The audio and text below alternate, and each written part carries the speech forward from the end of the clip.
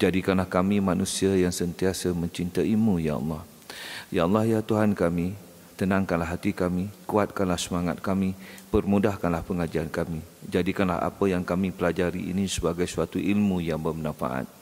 Ya Allah, ya Tuhan kami, jika kami dipanggil oleh-Mu, tempatkanlah kami di kalangan orang-orang yang beriman dan beramal soleh.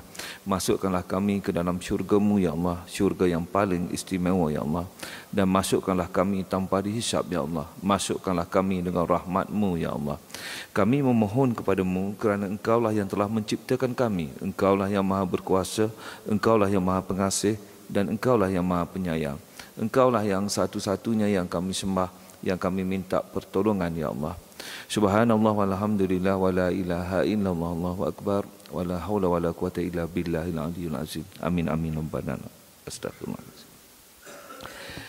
Pertama sekali saya ucapkan terima kasihlah kerana jemput saya pada hari pagi Sabtu ni.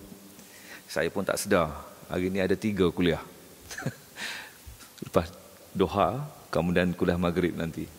Alhamdulillah, tuan-tuan dan puan-puan, tuan-tuan semua ni orang kaya-kaya belaka, jutawan. Kenapa? Sementara nak tunggu ni kita cakap topik lain dulu. Kenapa tuan-tuan ni jutawan? Kerana saya rasalah kebanyakannya datang awal solat subuh tadi. Dan Rasulullah SAW dia bersabda, dia kata apa? Barang siapa yang solat sunat 2 rakaat sebelum fajar, maka Allah akan bagi dunia dan seluruh isinya. Jadi bayangkanlah dunia dan seisinya yang diberikan kepada kita. Jutawan lah tu. Dan bayangkanlah kalaulah 10 tahun kita duk buat macam tu, pagi-pagi tiap pagi, berapa banyak yang telah tercatat di bahu sebelah kanan kita. Jadi ramai orang ni dia suka pergi kursus nak jadi kaya. Saya tengok dalam internet kan, bayarlah, kena bayarlah. 599, 699, 999, ada tu sampai 1000 lebih pun ada. Ada sampai 7000, 8000. Tetapi perkara asas yang ini pun kita tak ambil peluang. Tapi saya pun ada kursus juga, kursus jutawan. Siapa-siapa nak ikut boleh. Tapi saya, kursus jutawan saya ni ada 3 syarat, 4 syarat. Yang pertamanya, kalau saya buat kursus ataupun jemput saya buat kursus, jangan bayar saya. Saya datang macam hari ni kursus lah ni. Saya datang ini semata-mata kerana Allah. Okay. Yang kedua, orang yang dengar saya bercakap tak boleh dikenakan sembahyang bayaran. Tapi nak masuk tabung tu okey. Yang ketiga, saya ada kecil manis, ada darah tinggi. Kalau bercakap lama sikit, kering tekak. Cepat kering tekak. Jadi tolong sediakan air. Ini dah ada ni okey lah. Syarat yang keempat, kalau di luar kawasan. Ini sama-sama rumah saya di Seksyen 9, tak ada masalah lah. Tapi kalau di luar kawasan, ditakdirkan saya meninggal, tengah saya duduk bercakap ke ataupun selepas saya bercakap, maka menjadi tanggungjawab pihak masjid lah, pengurusan masjid untuk menguruskan jenazah saya. Saya nak dikebumikan di mana tempat saya dipanggil dijemput oleh Allah SWT. Dan anak-anak saya dah beritahu lah, ayah tinggalkan nanti, kalau ayah mati, ayah tinggalkan 3 perkara saja. Ilmu yang bermanfaat, amal jariah, dan anak yang soleh dan solehah yang mendoakan ibu bapa. Jangan risau pasal kubur, tapi lebihkan risau untuk jadi anak yang soleh dan solehah. Ini yang menjadi penghubung kita. Berapa ramai di antara kita, bila mak ayah kita meninggal, menangis soksek-soksek, sedih bukan main, bengkak mata, tapi masjid tak pergi pun. Kan? Kalau betul sayang mak dan ayah kita, jadilah anak yang soleh. Sebab apa? Rasulullah SAW bersabda, dia kata, hari ni aku tak nak jadi imam, aku nak suruh para sahabat jadi imam, aku nak pergi cari rumah-rumah di sekitar ini yang tak datang solat berjemaah di masjid, aku nak bakar rumah dia. Bayangkan begitu ya. Jadi ramai juga wanita-wanita kan, terutamanya wanita lah, bila mak dia meninggal, ayah dia meninggal, Allah sedih sungguh. Memang dia anak dengan anak perempuan dengan mak dia ni biasanya sangat rapat. Tetapi aurat tidak terjaga. Kalau betul saya mak kita yang dah meninggal, jaga aurat kita dengan sempurna. Solat tak apa. Sebab apa? Dari sudut ke masjid ni, tempat yang paling afdal untuk wanita solat di mana? di rumah. Ya, salah je. Banyak kali kita dengar kuliah kan, ini ada masalah ke? Tak, kalau tidak ambil saya punya dalam kereta pun ada. Jadi tuan-tuan dan puan-puan, masya-Allah, subhanallah, Rasulullah SAW bersabda, dia kata apa? Tempat yang paling afdal untuk wanita bersolat adalah dalam bilik tidur, bukan rumah. Bilik tidur merupakan juzuk yang lebih kecil daripada rumah. Dalam rumah ada 4 bilik. Misal kata rumah orang besar-besar, ada 5, ada 6. Kalaulah dalam bilik tidur tu ada bilik air, bangun tidur, terus boleh solat kat situ. Ambil wuduk apa semua. Kalau kita pergi hotel, ada rumah tak? Tak ada rumah. Bilik ada. Tapi orang lelaki tak boleh jamak dan kasar. Sebab walau macam mana pun pergi luar kawasan pun, saya akan cari masjid. Ini ramai orang ujian kat situ. Kita biasa pergi mesyuarat kat luar ke, kan luar kawasannya, kata kita orang Selangor pergi ke Penang. Bila pergi luar saja, tak cari masjid lah. Pasal apa? Luar kawasan. Jadi tuan-tuan dan puan-puan, masya-Allah, subhanallah, kemana saja kita pergi, orang lelaki ni subuh kena cari masjid. Tambah masjid banyak. Tapi saya nak baca lagi hadis tu, tak habis lagi yang wanita tu. Rasulullah kata apa ya? Tempat yang paling afdal bagi wanita untuk solat adalah dalam bilik tidur. Tetapi kalau dia nak pergi ke masjid, jangan dihalang. Nampak special wanita tu. Sebab apa? Wanita ni dia punya tanggungjawab secara mata kasarnya lebih besar. Katalah dia orang muda. Saya pernah jumpa masjid negeri, muda, cantik, sama-sama keluar. Saya keluar kereta, dia pun keluar kereta. Ada orang lelaki tegur, kenalan, kita tak tahulah. Tak duduk sembang. Dia boleh menimbulkan fitnah. Nak pergi masjid pun, duduk bercakap dengan orang lelaki. Contoh. Jadi perkara-perkara tersebut kita kena jaga. Kemudian kalau katalah kita dah kahwin beranak. Kan? Bila beranak, anak kecil. Macam mana ni? Bismillahirrahmanirrahim. Okey. Jadi jangan pula kita kata kat suami kita, abang, ni apa ni budak ni, saya seorang je jaga. Tolonglah jaga sekali. Tak boleh. Kita jaga anak tu, suruh suami pergi ke masjid. Kita dari segi jaga sebab anak kecil itu apa ni lah. Dan insya-Allah kita akan dapat apa yang suami kita pergi tu, kita akan dapat juga tanpa pergi pun. Begitu ya. Okey ke?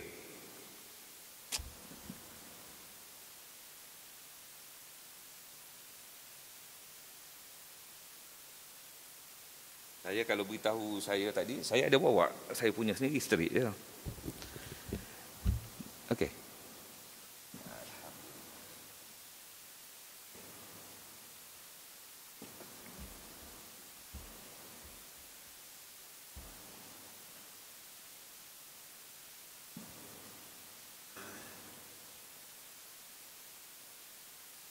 Astaghfirullahaladzim. Tajuk kita hari ini, kita tidak berdosa. Ji, tanya sikit. Haji ada dosa tak? Ada? Okey. Tuan? Ada dosa. Saya tanya orang semua akan jawab spontan, tak fikir pun. Ada. terus jawab begitu. Jadi 2 bulan lepas saya pergi ke Pulau Pinang. Jadi biasanya saya ni, masya-Allah, subhanallah, bukanlah orang jemput saya. Saya ada kerja ke, saya akan advertise dalam Facebook, ada siapa nak jemput saya tak? Jadi sekejap lah ada. Salah satunya University Science di seberang perai ni. Dan masa saya pergi ke Pulau Pinang tu, saya dah bagi 5 tajuk. Ini tajuk-tajuk yang saya nak bagi. Pilihlah antara 5 tajuk ini. Jadi saya satu tajuknya, kita tidak berdosa. Dan dia pun setuju. Dia kata dia nak ambil tajuk kita tidak berdosa, tetapi boleh tak tukar tajuk sikit? Saya pun tanyalah nak tukar tajuk apa. Allah Rabbul Alamin, kami tagihkan ampunanmu. Jadi saya pun jawablah, tajuk ni skema. Kalau kita translate dia jadi, ya Allah ampunkanlah daku. Kan? Sedangkan tajuk yang saya nak bagi, Kita tidak berdosa. Ada tanda soal lagi tu, tengok tu. Tanda seruan lagi. Bertegasnya, kita tidak berdosa. Saya kata, sebab apa? Saya rasalah, dia dah ada persepsi lah. Bila kita kata tajuk kita tidak berdosa, mana boleh? Semua manusia berdosa. Semua orang bersifat maksum. Nabi je yang bersifat maksum. Kita tak. Jadi saya kata pada penganjur, saya kata saya tak nak. Kalau nak dengar saya bercakap, saya nak tajuk saya. Sebab apa? Saya rasa saya ada sebab dah saya nak beritahu. Tuan-tuan tak dengar lagi pun, tapi dah nak ubah. Argue sikit lah. Saya kata saya tak nak pergi. Kalau kata tak nak tajuk saya. Sebab saya ada benda yang saya nak sampaikan. Kalau you nak yang tajuk ni, you sampaikanlah. Senang je. Sebab saya bukan pasal duit. Sebab saya nak menyampaikan ilmu. Okey. Setuju? Satu hari sebelum pergi ke majlis tu, saya nampak poster. Kita tidak berdosa. Dia tukar. Ada tanda soal kat depan tu. Maksudnya tuan-tuan dan puan-puan, begitulah dia tidak yakinnya dengan saya nak menyampaikan satu benda yang dia tak dengar pun lagi. Ini bijak pandai belaka dia. Jadi sebab kat sini saya tak ada bagi pilihan. Orang tanya saya nak bagi tajuk apa, saya pun kata kita tidak berdosa. Jadi pihak masjid pun tak kontak-kontak saya. Okey lah tu. Dan pada masa yang sama, hari yang sama, ini di sebelah pagi, di sebelah malam, di masjid, di kampung sikit. AJK Masjid kontak saya, Prof nak bagi tajuk apa? Kita tidak berdosa juga. Pagi di sini, malam di sini. Wih, tak bagus tajuk tu, dia kata. Saya pun nak dengar. Apa benda yang Prof nak cakap? Beza kan? Cara penerimaan orang. Ada satu orang dia kata, ini macam pelik je ni. Tapi biarlah saya dengar dulu. Ada satu, terus buat hukuman. Bahawa benda ni tak boleh. Jadi tuan-tuan kena dengar dulu dan akhirnya kita akan tahulah apa benda yang saya nak cakap. Ini yang sebelah petang tu. Hari yang sama, 28 Januari. Kita tidak berdosa. Baik tuan-tuan dan puan-puan, saya tanya dua orang, saya test tadi dua orang. Ada dosa? Ada. Tak fikir pun jawab tu. Ada. Tuan ada dosa? Ada. Sebab apa? Daripada kecil telah diasuh bahawa Nabi saja yang maksum, manusia semua ada dosa. Nak tak saya baca satu hadis? Okey. Hadis riwayat Imam Tirmizi, bab taubat, nombor 4257. Semua keturunan Adam berdosa dan sebaik-baik orang berdosa adalah orang bertaubat. Saya baca sekali lagi supaya dengar. Semua keturunan Adam berdosa dan sebaik-baik berdosa adalah orang bertaubat. Tuan tahu tuan berdosa, bertaubatlah. Tuan tahu tuan berdosa, bertaubatlah. Pasal apa kita tak nak bertaubat? Orang yang bertaubat, Allah dah katakan, habis dosa dia. Habis kuliah kita pada hari ni. Sebab saya tengah tulis buku ni. Kefahaman orang itu. Kerana kita ditekankan bahawa kita semua berdosa. Dalam kepala kita berdosa. Tetapi Islam ini indah. Dalam hadis ini terkandung sifat Allah. Sifat Maha Pengasih, Maha Penyayang, penerima taubat. Di Muar. Masjid Sultan Ismail, orang tua belaka. Duduk sebelah-sebelah macam gini, duduk dekat. Ada seorang tua lah saya nampak dia. Ji, umur Haji berapa Ji? Ni saya tanya, Haji ada dosa tak Ji? Ada. Dia jawab. Haji umur berapa Ji? 75. Ji, Rasulullah SAW wafat umur 63. Tahun Masihi. Tahun Hijrah. Tahun Masihi 60. Maknanya Haji ni patut lama dah mati. Tapi Haji kata Haji ada dosa. Bahaya tu. Masjid senyap. Pasal apa? Semua mengata saya lah kot. Gila dia ni. Mengata orang tua. Dalam masjid. Sebenarnya saya bagi provokasi saja. Habis saja kuliah, pakcik tu datang peluk saya. Terima kasih. Menangis dia. Kita umur 75 tahun nak mati dah tu, tapi ada lagi dosa. Macam mana bila anytime dah nak mati tu? Sebab itulah hadis ini, saudara-saudari, tuan-tuan dan puan-puan, Masya Allah, dalam Islam ni, siapa sejahat-jahat manusia pun dengan bertaubat, habis dosa. Dan kalau kita taubat nasuha, ya, taubat nasuha, insya-Allah berniat tak nak ulang lagi apa benda yang kita buat, kita sesuci bayi. Baik, tapi tak bolehlah tulis buku, tak bolehlah satu bab je. Jadi saya nak bahagikan dosa-dosa ini kepada beberapa bahagian, ya. Baik tuan-tuan dan puan-puan, ikut cara saya lah, saya bahagikan dosa-dosa masa lalu. Contohnya saya sekarang 52 tahun, maknanya dosa 42 tahun, sebab saya akhir balik 10 tahun. Jadi 42 tahun tu dosa tu masa lalu. Ada lagi tak dosa tu? InsyaAllah tak ada lah. Kenapa tuan-tuan? Saya bagi contoh lah. Dalam banyak keadaan, ya, bagaimana Allah bagi kita ni, Allah ni maha pengasih lah, maha penyayang sungguh. Berapa ramai yang dah pergi haji, pergi umrah. Saya pergi haji pada tahun 2006, tuan-tuan. Dan saya baca, Allah nyatakan apa? Barang siapa yang memasuki Mekah untuk menunaikan umrah dan haji, dan dia jaga kelakuan dia, berkelakuan baik, tak bergaduh, tak apa semua, ikut dia punya tu, bila dia balik nanti, sesuci bayi. Apa maksud sesuci bayi? Tak ada dosa. Dan berapa ramai orang dah pergi haji?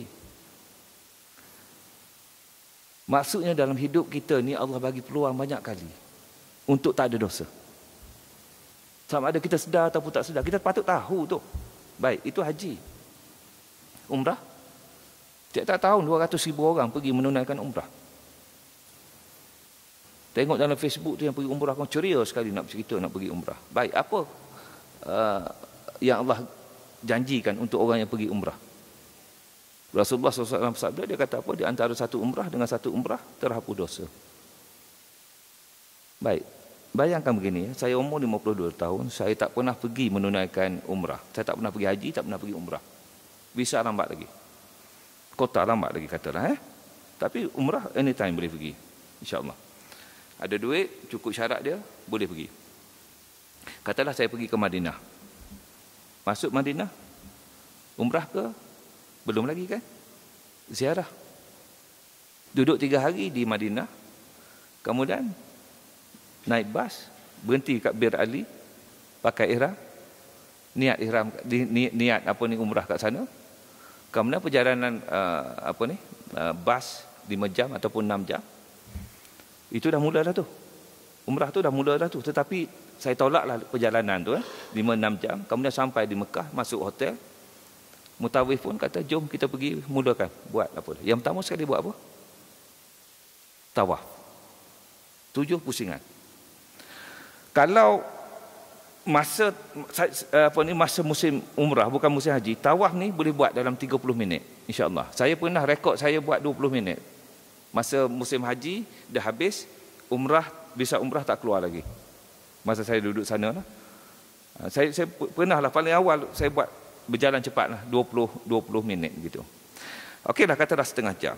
Kemudian kita sa'i. Sa'i berapa lama? Katalah kita dah tak berapa sihat sangat lah, sejam. 1 jam 30 minit. Tahlul berapa lama? Orang kata saat, orang kata seminit 2. Siapa yang kata saat, siapa yang kata 1 minit, 2 minit, confirm dia tak ikut sunnah. Saya yakin dia tak ikut sunnah. Kenapa? Rasulullah SAW 4 kali dia pergi umrah, dia bertahlul, dia cukur rambut, habis. Kita ni jenis gunting macam itu. Tak salah, ya? Tak ikut sunnah je. Maksudnya kalau kita buat kali pertama, buatlah betul-betul.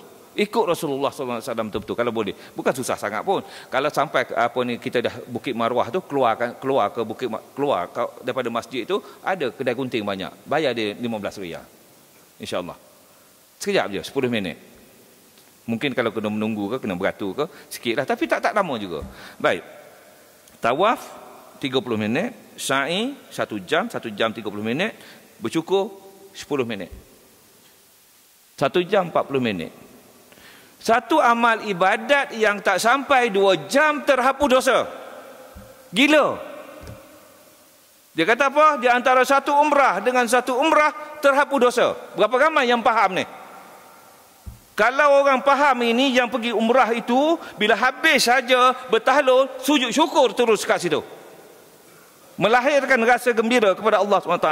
Ya Allah, ya Tuhanku, terima kasih, ya Allah, aku dah selesai menunaikan ibadat umrah aku, ya Allah, dan kau telah ampunkan dosa-dosa aku, ya Allah. Ya Allah, aku bertekad, ya Allah, aku tak nak dah buat dosa, ya Allah, aku balik, aku nak buat amal kebajikan saja. Bagi orang yang faham, dia ada benda yang dia nak buat bila balik pada umrah, Allah sudah hapuskan dosa dia selama, dalam kes saya katalah 42 tahun punya dosa. Berapa ramai orang yang sujud syukur di situ? Berapa ramai orang yang sudah buat umrah, dia rasa dia terlepas daripada ihram dia, ambil foto, ambil kamera, ambil gambar, ketak, sengih. Ini lambang kepada apa yang kita faham tentang ibadat umrah. Orang yang dah pergi 2-3 kali, orang yang pergi tiap-tiap tahun, tak ada nilai dari segi perasaan. Habis dah saya tengok sendiri, sebab saya masa duduk di Madinah memang dua kali sebulan saya pergi, dan saya perhatikan orang Malaysia ni bila dah sudah kan, kalau pergi anak beranak kan, sekarang ni orang pergi anak, ini family affairs, anak-anak pergi, isteri pergi, sudah saja tahlul, ambil gambar ramai-ramai, tap, sengih. Balik ke Malaysia, solat subuh yang pertama pun dah tak pergi ke masjid. Alasan apa? Jet lag. Sebab itu tuan-tuan, 30,000 orang pergi menunaikan haji, 200,000 menunaikan umrah, masjid tak pernah penuh lagi sampai sekarang. Hari ini berapa besar? Rasulullah kata apa? Nak tahu orang beriman ataupun munafik, tengok salat subuh dan salat isyak. Benda itu benda 1400 tahun yang lampau yang Rasulullah cerita, tapi realiti dia pada hari ini begitulah. Jadi tuan-tuan, orang buat umrah sepatutnya tak ada dosa lah. Takkan balik nak buat dosa lagi. Baik. Jadi itu kerana amal ibadat kan. Tapi kalau bertaubat, habislah dosa masa lalu. Hari ni kita bertaubat kan, dah habislah dosa masa lalu. Pernah buat banyak, tapi tak ada lah sepatutnya. Boleh ya? Okey. Dosa masa kini ada ke tak ada? Masa kini ni tak ada wujud semua. Kini habis, jadi masa lalu. Faham tak maksud dia? Kecuali kalau kita berhentikan dunia, berhentikan pergerakan masa, masa tu ada lah. Ada ke dosa kita? Dia mesti ada juga, tetapi dia akan jadi masa lalu. Contoh, saya bagi contoh. Pada saat dan ketika kita rasa kita tak nak buat dosa, tapi kita ni manusia biasa, buat juga. Ini kelemahan kita. Contoh, saya pergi ke Muar, saya cerita, saya seronok cerita ke Muar. Dia orang booking saya sebulan, 2 bulan nak pergi bercakap di sana. Saya setuju dan saya beritahu saya nak projektor, saya nak ada skrin lah. Sebab saya nak menyampaikan, saya tak lebih mudah begitu. Oh, dia kata okey Prof. Sampai hari pergi, sampai di sana, saya tanya, mana projektor? Allah, Prof, tak ada lah. Marah selalu, bengking selalu. Jenis hati pun tak berapa okey lagi. Automatik dia tak boleh nak kawal dalam hati, tapi saya tak kata apalah. 2 bulan saya beritahu, alih-alih beritahu tak ada. Kalau tak ada, beritahu saya lah. Bukan susah sangat pun. Ini marah dalam hati. Allah, dia orang tua kan. Orang pecik. Saya memang ada dalam kereta saya tu semua benda, sebab saya bersungguh buat sesuatu. Nak buat sesuatu, buat sungguh-sungguh. Jadi saya macam kita nak buat sesuatu ni, kita prepare betul-betul. Jadi saya kata tak apalah, saya ambil saya punya projektor kan, macam nak ambil meja tu tak ada lah, kena carilah. Saya tengok ada kat sana. Saya pun pergi angkat meja tu, bawa ke sini. Dalam hati berkata lagi, gila dah lah aku bercakap free. Meja pun kena angkat sendiri. Dia hati tu berkata-kata tu macam tu. Panah hati tau. Kita pun pasang dah, semua dah keluar dah. Lega sikit baru teringat, ya Allah, pasal apa yang aku nak marah orang tua ni? Entah dah engkau dah cerdik sangat tu, engkau buat, apa salahnya buat benda tu? Apa salahnya angkat meja tu? Contoh, istighfar lah.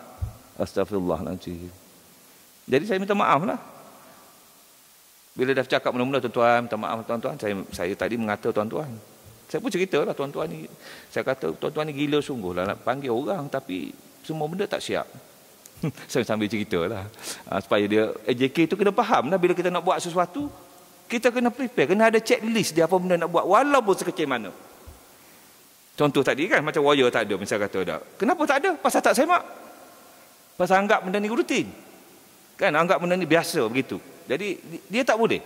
Dia mesti kita buat sesuatu bersungguh-sungguh. Kita tahu apa benda yang kita nak buat dan kita tahu sesuatu benda yang kita nak buat itu. Macam contoh ni nak mati kan. Tentang dosa dan pahala ni kena plan. Dia tak boleh jadi macam tu sendiri. Jadi tuan-tuan, dosa masa kini akan jadi masa lalu. Tak adalah kalau kita faham ini. InsyaAllah lah yang datang kuliah hari ni. Kan? Yang kita takutnya kita tanya, ada dosa? Tak ada. Terus jawab kan. Tapi kalau dia tahu dengan sebab, tak apa, tak ada. Sebab apa? Saya minta ampun selalu. Sebab itu Rasulullah SAW dia beristighfar paling kurang 70 kali satu hari. Atas dasar itu dia maksum. Sebenarnya sebab Nabi Adam sendiri pun buat dosa. Tapi Allah ajar dia yang inilah bertaubat ni. Settle untuk kita. Baik. Sikit lagi. Dosa masa depan? Ada tak? Tuan-tuan niat besok nak bunuh orang. Ada tak dosa? Mana ada? Masa depan tak boleh ada dosa. Okey, hari ni kita kata besok saya nak bagi kuliah. Ada pahala tak? Ada. Ini beza dosa dengan pahala. Okey, sampai besok kita tak buat. Kita dah niat nak buat. Tak ada lah kan? Baik. Tapi macam saya katalah, kita ni manusia yang lemah. Kadang-kala kita tak nak buat dosa, tetapi macam dia jadi sendiri gitu kan. Kita macam dengki, riak, takbur, sombong apa semua tu. Dia kadang-kadang datang. Saya bagi contoh yang mudah. Mula-mula saya berceramah dulu, 7 tahun, 8 tahun dulu. Saya bercakap lebih kepada travelog haji, mengubah sempadan iman. Buku tu dah dibaca lebih 1 juta orang. Itu transformasi dia. Bercakap di Bandar Baru Uda. Bercakap 1,5 jam, dekat 2 jam. Tetapi saya nak bersalam dengan orang 45 minit. Orang beratur panjang macam gitu. Yang datang ni pasal dengar cerita perubahan, menangis, sebab kan. Bila datang peluk menangis. Dalam hati terus datang. Dia datang rasa macam mana? Hebatmu. Dia datang sendiri. Aku tak nak macam gini. Aku datang ini semata-mata kerana-Mu, ya Allah. Aku tak nak. Tapi dia mari juga. Hebatmu, perasaan. Dan saya duk fikir macam mana saya nak buat ni bila kita berceramah kan. Kita ada perasaan tersebut macam mana. Satu hari saya panggil Ustaz Fahmi daripada Kedah. Datang ke UiTM Johor. Masa tu saya pengarah UiTM Johor. Suruh nak bertalaki hadis, 40 hadis. Sementara menunggu dia duduk dalam bilik pejabat surau masjid kami.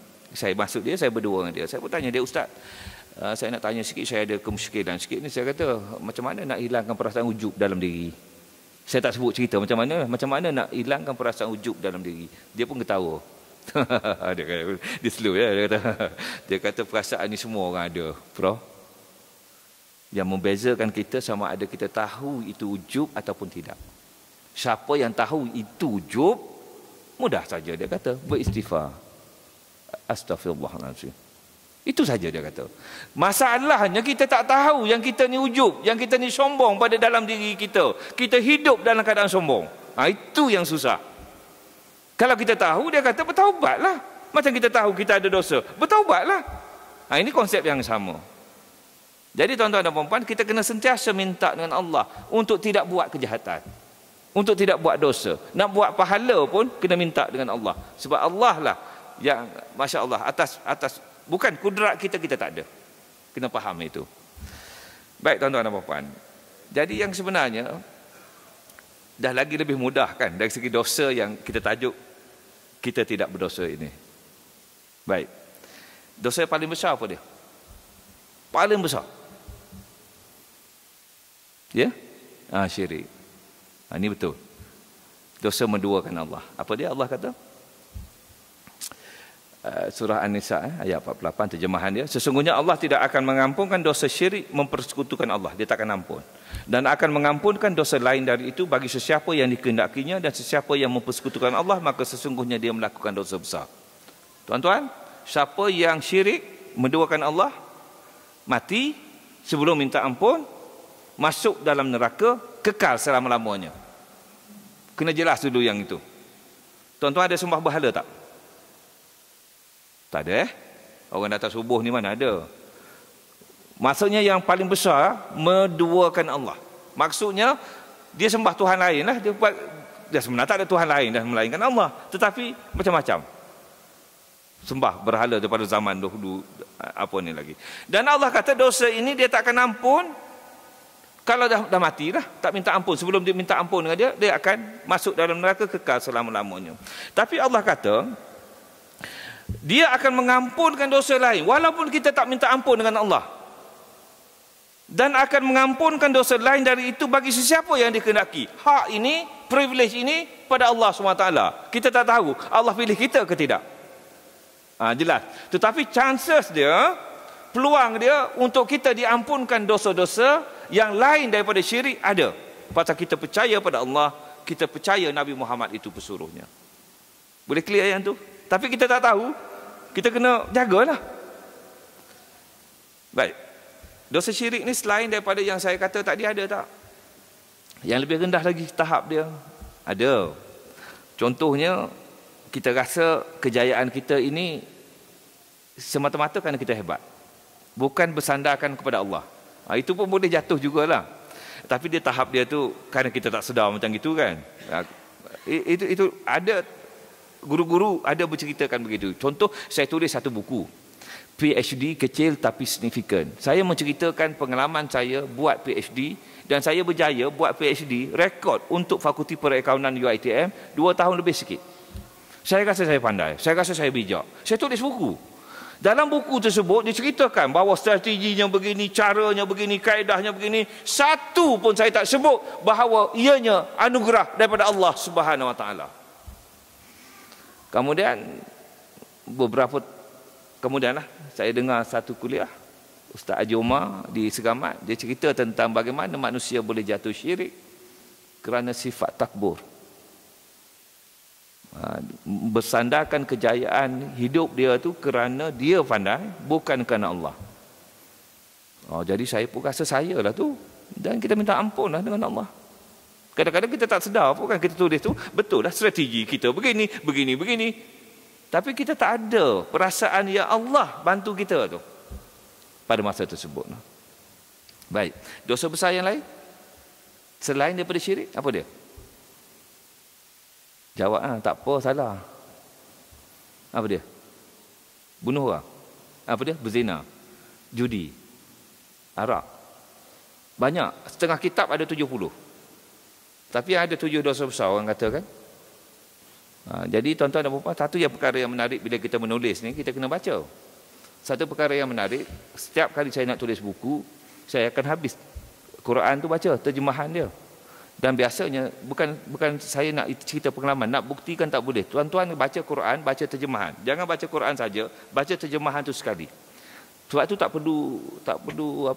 perlu banyak-banyak. Kalau kita ni kalut sangat kan, baca semuka, baca terjemahan. Tuan-tuan akan dapat ilmu. InsyaAllah dia berbicara dengan kita. Tak kira level kita macam mana. Dan dalam proses baca-baca tadi tuan-tuan, saya jumpa ayat ini. Ya Allah subhanallah, surah An-Nisa ayat 31. Jika kamu menjauhkan dosa-dosa besar yang dilarang kamu melakukannya, kami akan ampunkan kesalahan-kesalahan dosa kecil kamu dan kami akan masukkan kamu ke tempat yang mulia. Tengok bagaimana sifat Allah, Maha Pengasih, Maha Penyayang. Kita jaga, kita tak nak. Yang syirik itu tak adalah syirik. Kita dah okey kan? Yang kedua, kita tak nak buat benda-benda dosa-dosa lain, berjudi, kita tak nak berzina, kita tak nak apa. Sebab apa tuan-tuan? Sekarang ni masalahnya kita semayang 5 waktu. Dosa lain kita buat juga. Ada orang semayang 5 waktu, rasuah dia buat. Tapi sekarang rasuah ni termasuk dosa besar sebenarnya. Kalau ikut apa ni ulama. Tak katalah dosa-dosa lain. Contoh. Tapi ni pun dosa besar yang biasa kita buat lah. Kita semayang 5 waktu, tetapi kita berjudi di padang golf. Berapa ramai orang yang semayang, habis masuk waktu pergi ke clubhouse semayang, tapi atas padang dia berjudi 15-5, 30-10, bakarat tak bakarat. Maknanya kita tak berusaha nak menjaga dosa-dosa tadi. Tetapi kalau kita jaga, kita kata kita tak nak buat dosa besar. Tapi adalah dosa-dosa lain yang kita kadang-kadang tersalah cakap ke apa ke.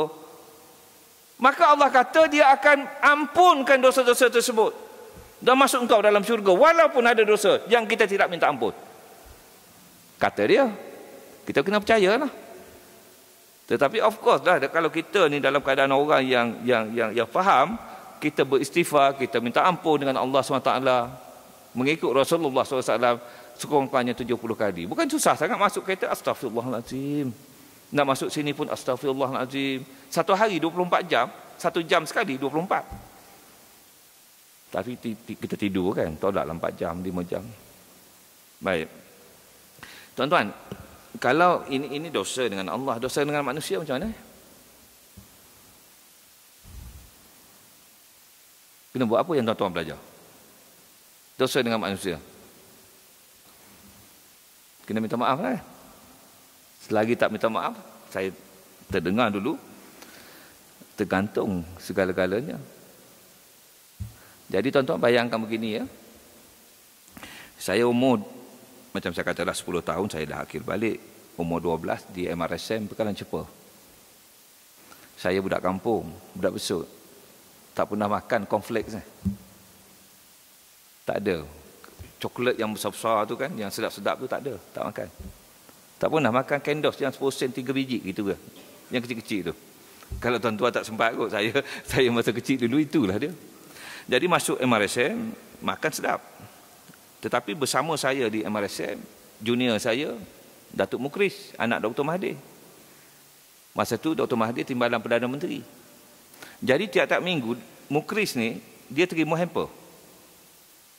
Hamper, orang hantar hamper, makanan dalam tu cornflakesnya semua ada lah, Candos, apa ni, coklat Van Houten, ataupun yang jenama saya pun tak pernah dengar tu, besar-besar cantik. Kita memang tengok terliur. Mukris dia biasa makan benda tu kat rumah. Dia tak makan pun, dia gitu je. Tapi orang dah hantar, letak dalam almari dia. Lepas mata dia, kawan-kawan kita, ambil lah satu, tak ambil semua. Berdosa tak? Berdosa lah sebab saya dah akhir balik. Habis katalah kami berpisah, misalnya kata 30 tahun, 40 tahun. Bila saya nak pergi haji tahun 40, umur 40 lebih, maksudnya selepas 30 tahun. Tiba-tiba sedar, duk kira-kira, aku ada dosa dengan Mukris ni. Dia dah tak ada, dah kita tak tahu dia ke mana pergi. Katalah dia tidak terkenal lah, katalah dia tidak kenal. Saya tak tahu dia pergi, nak buat macam mana? Kalau tak ada jalan penyelesaian, maka Islam itu kejam. Tak boleh, dia mesti ada cara dia. Dah tak ada dah. Okeylah, dengan kes Mukris ni, dia pernah, dia orang Persatuan Ansara, Persatuan MRSM Kota Baru, pernah jemput saya bagi ceramah tazkirah bulan puasa. Mukris ada. Saya declare, saya cerita, Datuk, saya minta maaf, Datuk. Gini. Dia ketawa ya. Kan? Budak-budak kan? Baik. Kata saya tak jumpa, macam mana? Baik, tuan-tuan dan puan-puan. Itu dosa kita. Saya nak tanya, ada tak rasa-rasanya lah orang buat dosa kat kita? Ada? Rasa-rasa. Perasaan kita. Ada je? Ada. Okey. Kalau tuan-tuan jawab ada, maknanya hati tuan-tuan tak bersih lagi. Itu petanda aras. Kalau tuan-tuan kata, ada tak orang buat dosa dengan saya? Kalau orang tanya, adakah orang buat dosa dengan Tuhan? Ada. Kita yakin itu adalah lumrah dia. Cuba tanya saya, ada tak orang ada dosa dengan saya? Baru saya boleh jawab. Tanyalah dulu Ji. Nak tanya pun payah. Kan suruh duduk depan ni lagilah susah kan? Baik tuan-tuan. Katalah tuan-tuan tanya saya ya, Prof ada orang ada buat dosa dengan Prof tak? Tak ada. Saya terus jawab tak ada. Kenapa? Sebelum saya tidur tiap-tiap malam, saya kata pada Allah, Ya Allah ya Tuanku, kalau ada lah orang buat salah dengan aku, ada orang buat dosa dengan aku maafkan mereka ya Allah. Ya Allah, kau ampunkanlah dosa-dosa mereka. Tak payahlah, biarlah dia nak buat dosa, dia buat jahat dengan kita, dia buat apa, kita maafkan dia. Serupa tu je dia tu, jahat dia ni, perangai lagu tu. Kalau kat pejabat tu dengki lagu tu. Tapi kalau dia buat sesuatu dengan kita maafkan mereka. Bangun pagi hari ini tak ada orang buat dosa dengan saya. Mungkin dah masuk masjid ni ke, ataupun jumpa tepi jalan tu, tapi nanti insya-Allah minta dengan Allah SWT. Baik. Perkara ni mudah je nak buat tu. Sungguh mudah je. Kau buat jahat dengan aku, tak apa. Malah aku nak menunggu, nak pergi tuntut pula besok. Let go je lah. Kita nak cepat-cepat masuk syurga. Malah bercara dah. Bangkit besok, terus masuk syurga tanpa dihisap, insya-Allah. Baik. Allah dah janji, setiap satu kebaikan yang kita buat dia ganda berapa? 10. Itu paling minimum. Semua kebaikan satu buat 10 kali ganda. Tetapi ada yang 1000, yang ada yang apa? 27 kali ganda. Apa dia? Solat berjemaah. Tak ramai orang nak ni. Banyak ni je. Ada yang Allah bagi 500. Apa dia? Pergi ke Masjidil Aqsa, solat dalam tu, beramal ibadat dalam tu 500 kali lebih baik daripada Masjid Al-Ikhlas ini. Betul ke? Al-Ikhlas. Ada yang Allah bagi 1000 kali. Apa dia? Masjid Nabawi. Ada yang Allah bagi 100,000 kali. Di mana? Masjidil Haram. Tuan-tuan, Allah bagi 100,000 kali, Masya Allah. Allah bagi 1000 kali Masjid Nabawi. Saya duduk di Madinah, nak masuk dalam Masjid Nabawi itu ada semua penjuru yang menyatakan hadis ini. Belakang ada, tepi sana pun ada. 1000 kali lebih baik. Tapi saya duduk di Madinah, saya perhati orang Malaysia, baru saya faham pasal apa yang kaki umrah, yang kaki haji ni, yang dah pergi haji, yang kaki umrah tak boleh datang solat 5 waktu di masjid ataupun di surau, di rumah Allah. Kenapa? Saya faham kerana saya duduk di Madinah. Hadis ada mengatakan bahawa ada 3 tempat yang disyariatkan untuk bermusafir dan beramal ibadat. Kalau kamu nak bersusah-susah, nak bermusafir dan beramal ibadat, ada 3 tempat yang disyariatkan, iaitu dituntut dan diperintah. Masjidil Haram, Masjid Nabawi, Masjidil Aqsa.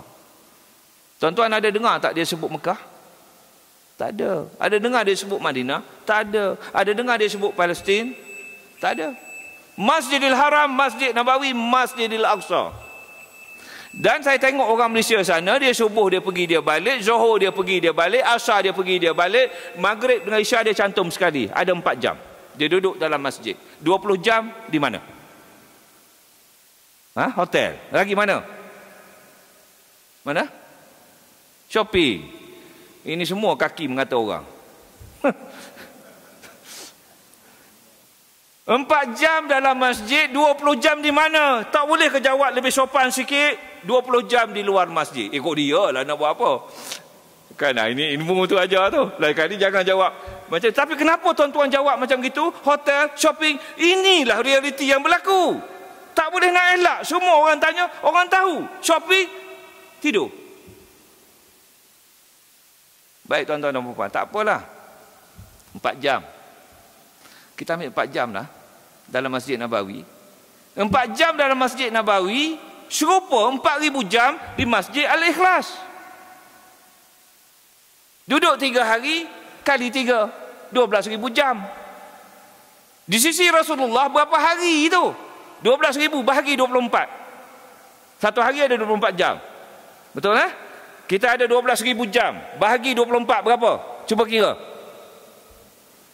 Tolonglah saya kira. Tak bawa kalkulator. Tak boleh kira. Pasal apa? Allah dah kata, engkau jangan hitung nikmat yang aku bagi, engkau tak akan dapat hitung punya. Banyaknya. Ini baru satu cerita. Cerita duduk dalam Masjid Nabawi. Itu pun tak boleh hitung. Sebab saya tulis buku, saya hitung. Pakai kalkulator. 12,000 bagi 24, 500 hari. Kalau orang faham macam begini, tengok macam mana sifat Allah tadi. Maha Pengasih. Pergi 3 hari, serupa 500 hari. Saya tak nak kira Masjidil Haram. 500 hari itu berapa tahun? Bagi 365. Setahun lebih. Uish. Tapi dalam ramai-ramai yang pergi tadi, dalam 200,000 orang ni tak ramai, tak ramai. Tapi ada yang cerdik seorang. Dia kata, gila aku datang daripada Shah Alam ni 7,000 kilometer, bayar sampai 6,000, 7,000, nak duduk dalam masjid 4 jam. Baik aku duduk Malaysia, bukan kena masak pun, bukan kena pergi pejabat pun, bukan kena pancekat pun. Maka dia kata dia nak pergi duduk dalam Masjid Nabawi 12 jam 1 saat. Baru betul. Dalam 24 jam, lebih 50% dia duduk dalam masjid, bermakna keutamaan dia dalam masjid. Ini orang cerdik. Dan cerdik ini bukan kerana dia ada PhD. Cerdik ini bukan kerana dia profesor. Cerdik ini bukan kerana dia kaya. Cerdik kerana Allah nak bagi dia cerdik. Buang 1 saat, 12 jam kali dengan 1,000, 12,000 kali 3 hari, 36,000. 36,000 jam bahagi 24. Berapa hari cepat? 1,500 hari tuan. Sebab itu saya kata ada orang dari tempat yang sama, Shah Alam, pakai pakej yang sama, naik kapal terbang yang sama, duduk di hotel yang sama. Ada orang 500 hari, ada orang 1,500 hari. Sebab itu Allah bagi nikmat berbeza-beza antara seorang. Di situ nampak tu. Masya Allah. Baik. Jadi 1, 10. Kita ambil 10 cukup lah. Bayangkanlah tuan-tuan, katalah saya ni sebagai pengarah UiTM dulu, saya ada 6,000 student. 500 kaki tangan. Ada orang saya buat salah ni pada orang kan. Dan kadang-kadang kita tak sedar. Jadi tuan-tuan, mudah-mudahan kalau kita maafkan seorang, ada 10 orang yang terbuka pintu hati untuk maafkan kita. Kalau ada 100 orang, kita harap 1,000 orang. Kalau 1,000 orang yang ada orang buat salah kat kita, kita maafkan mereka, 10,000 orang terbuka pintu hati untuk maafkan kita. Jadi kita minta dengan Allah, sambung sikit doa tadi. Ya Allah, ya Tuhanku, kalau ada orang yang salah dengan aku maafkan mereka, ya Allah. Kau ampunilah dosa-dosa mereka, ya Allah. Dan kalau ada aku yang buat salah dengan orang, ya Allah, kau bukalah pintu hati semua tu untuk maafkan aku sebagaimana aku maafkan orang. Hari-hari kita minta dengan Allah begitu. Takkan Allah tak nak dengar?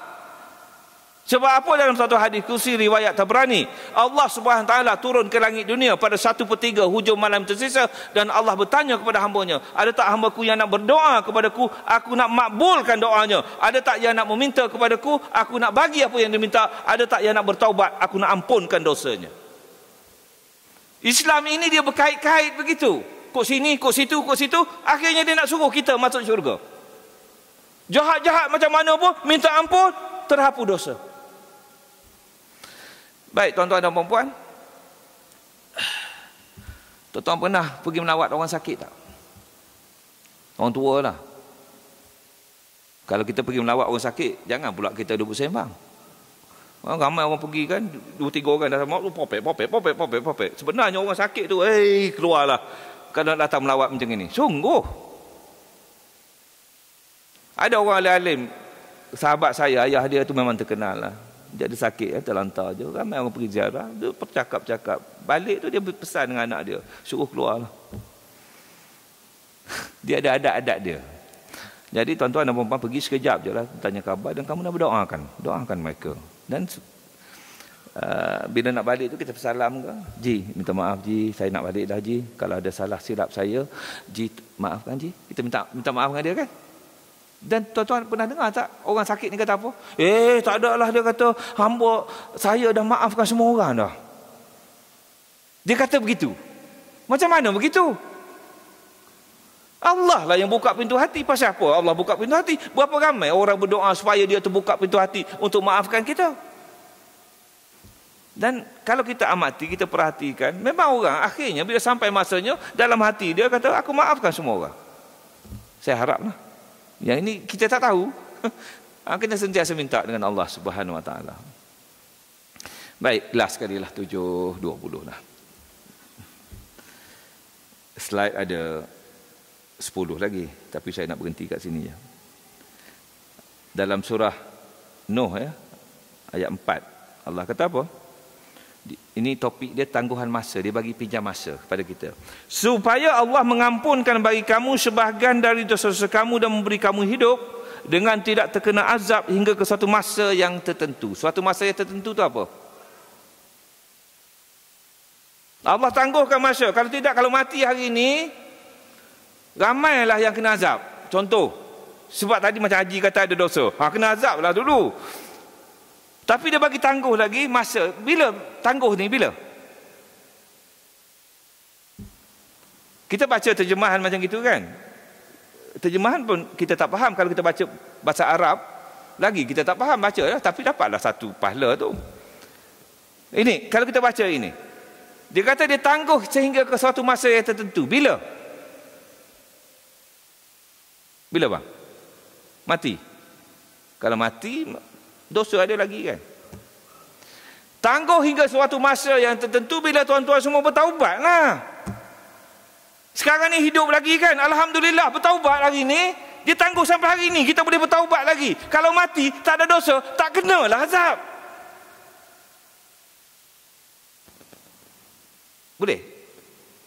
Ketinggi sangat suara. Jadi nak beritahunya tuan-tuan dan puan-puan, kena faham tu. Dia kata dia bagi tangguhkan kita umur sampai 70 tahun, 60 tahun. Kalau mati kita tak bertaubat tu, mati pada masa tersebut, tak ada guna lah. Tapi sebab dia panjangkan usia kita. Contohlah, kalau Allah ambil nyawa saya pada tahun 2006, dia tanya saya, Kamil, mu ada solat di masjid tak? Berjemaah tak? Tak. Kerana tahun 2006 saya nak pergi haji, saya berjanji dengan Allah, saya nak solat 5 waktu di masjid. Alhamdulillah sampai sekarang dia bagi lagi, kecuali jamak dan kasar. Jamak dan kasar hadiah daripada kita outstation ke apa semua, tak payah. Tapi subuh tak boleh. Kerana saya nak, maka yang ditangguhkan itu untuk saya pada masa tersebut tahun 2006 lah. Mati tahun 2005, mati dalam keadaan tak pernah tak buat sembahyang berjemaah ni. Sembahyang yang 5 pun masalah. Jadi kalau Allah tanya sebelum tahun 2006, Kamil, membaca Quran tak? Faham tak? Tak. Saya buta huruf. Kerana nak pergi haji tadi belajar Quran daripada alif bata. Dan saya khatam, saya habis terjemahan daripada muka surat 1 sampai 1200. Lepas tu duk baca selalu. Kalau mati tahun 2006, mati dalam keadaan saya tak reti baca Quran. Tapi alhamdulillah Allah tangguhkan masa mati saya. Bukan tangguhlah, kita tak tahu kan. Jadi konsep ini. Dan dia kata apa? Maka segeralah beribadat dan bertakwa, kerana sesungguhnya ajal yang telah ditetapkan Allah apabila sampai masanya tidak dapat ditangguhkan. Kalaulah kamu mengetahui hakikat ini, tentulah kamu segera beriman. Maksudnya bila kita faham ini, kita minta ampun dengan Allah. Kita faham kan? Kita pergi haji, Allah terhapuskan dosa. Pasal apa balik yang ramai lagi tak betul lagi? Pasal dia tak faham yang ini lah. Kalau orang faham, dia kata dia dah tak nak dah. Aku nak beriman, aku nak buat amal ibadat je. Sungguh. Malah dah nak berdeki-deki dengan orang. Engkau nak naik pangkat lah. Engkau nak kaya lah. Tetapi kita akan berusaha cara kita. Kita tak dengki pada orang. Kerana kita faham ini. InsyaAllah tuan-tuan. Lain kali jemput lagi kita bincang benda lain pula. Tapi daripada sudut saya lah. Supaya kita membuka minda kita melihat sesuatu isu itu daripada sisi yang berbeza. Dan apa yang saya cakap ini, yang saya tulis. InsyaAllah. Apa yang saya cakap, saya tulis. Tulisnya maksudnya tulis buku lah. Dan Alhamdulillah tuan-tuan, semalam saya baru lancar buku. Tajuk dia, Detik Itu, Dia Menguji Kita. Satu lagi, isteri saya tulis, Di Sebalik Niqab. Puan-puan, ni kempen, bukan kempen suruh apa. Dalam tu, benda-benda macam gini lah yang saya ceritakan. Tapi untuk topik ini, saya tengah tulis. Kita tidak berdosa. InsyaAllah. Satu, bagi orang yang malas membaca, dengar kuliah lah. Macam ni tak payah beli dah buku saya yang Kita Tidak Berdosa. Gist dia tu inilah. Gist dia tu, isi yang betul-betulnya ini satu je. Yang lain tu kalau tebal 200 muka surat tu duk cerita benda lain lah tu. Kan? Jadi kalau orang yang suka dengan kuliah tak payah beli. Tapi kalau orang yang suka membaca dan suka dengan kuliah, sambil-sambil itu kan dia ulang-ulang balik gitu. A'udzubillahi minasyaitonirrajim. Bismillahirrahmanirrahim. Alhamdulillahirabbil alamin. Allahumma shalli ala Muhammad wa ala alihi Muhammad. Allahu wahdahu la syarikalah, Muhammad abduhu wa rasuluh. Tawajjah haitsu syi'ta fa innaka mansur. Ya Allah, ya Tuhan kami mohon keampunan daripada-Mu ya Allah. Sungguh banyak dosa-dosa yang telah kami lakukan, sama ada yang kami sedar ataupun yang kami tidak sedar. Dosa penglihatan, dosa pendengaran, dosa tutur kata, dosa-dosa lintasan hati kami. Ya Allah, ya Tuhan kami, jika kami pernah berlaku syirik, pernah menduakan-Mu ya Allah, keampunan ampunilah kami ya Allah. Sungguh kami tidak pernah berniat begitu ya Allah. Jika ia berlaku kerana kebodohan dan kejahilan kami ya Allah. Ya Allah ya Tuhan kami, Kau ampunilah dosa-dosa kedua orang ibu bapa kami, kaum keluarga kami, sanak saudara kami, guru-guru kami dan kaum muslimin dan muslimat ya Allah. Ya Allah, Kau permudahkanlah kehidupan kami di dunia dan akhirat. Subhanallah walhamdulillah wa la ilaha illallah Allahu akbar wa la haula wa la quwata illa billahil aliyyil azim. Amin amin rabbana. Astagfirullahaladzim.